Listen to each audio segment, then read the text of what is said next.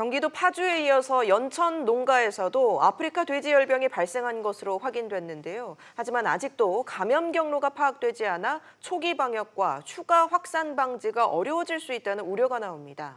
이런 가운데 돼지고기 값은 계속 들썩이고 있습니다. 김한진 기자와 자세한 얘기 나눠보겠습니다. 자, 김 기자. 네. 먼저 연이어 이제 파주와 연천이 확진 판정을 받았는데 감염 경로가 아직까지 밝혀지지 않았다고요. 그렇습니다. 첫 발생이 확인된 파주 농가와 또 그 다음 날 확정 판정을 받은 연천 농가를 잇는 연결고리를 아직까지 찾지 못하고 있는데요.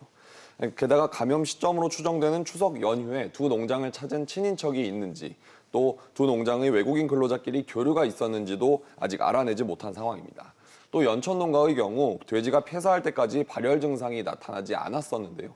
앞서 파주 농가에서 폐사한 돼지가 죽기 전까지 고열 증상을 보였다는 걸 감안하면 서로 다른 유전자를 지닌 아프리카 돼지열병 바이러스일 수 있고 또 이럴 경우 유입 경로가 여러 곳일 가능성도 있습니다.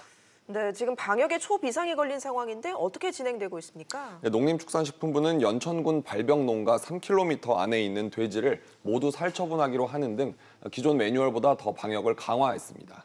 기존 아프리카 돼지열병 긴급 행동지침에는 발병 농가와 또 발병 농가로부터 500m 안에 있는 관리지역 농가의 돼지를 즉시 살처분하도록 돼 있는데요. 돼지열병 발병이 이틀 연속으로 확인되면서 커진 확산 우려에 범위를 3km로 넓힌 겁니다. 이에 따라서 연천군 발병 농가 3km 이내 3개 농가에서 키우는 돼지 5,500마리 살처분에 들어갑니다. 그 인근 지역에 대한 방역은 어떻게 진행되고 있습니까? 네, 파주와 연천을 포함해서 포천과 동두천 그리고 철원 등 중점 관리 지역으로 지정된 6개 시, 구는 집중 소독에 나서기로 했는데요.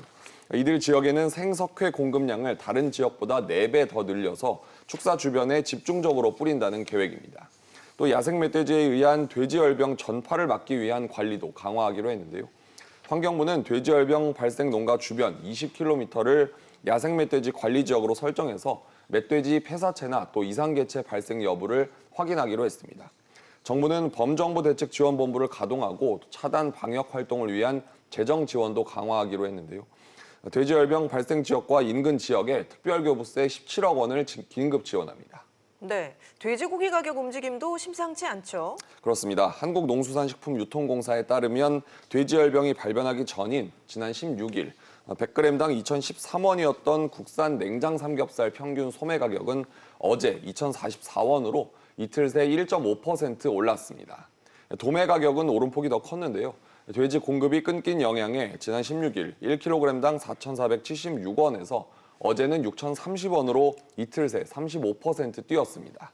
이런 가운데 수급 불안 조짐에 일부 중간 도매상들이 시세 차익을 노린 매점 매석에 나서면서 물량이 없는 정육점이나 음식 등이 어려움을 겪는 것으로 전해지고 있습니다. 네, 김 기자 얘기 잘 들었습니다.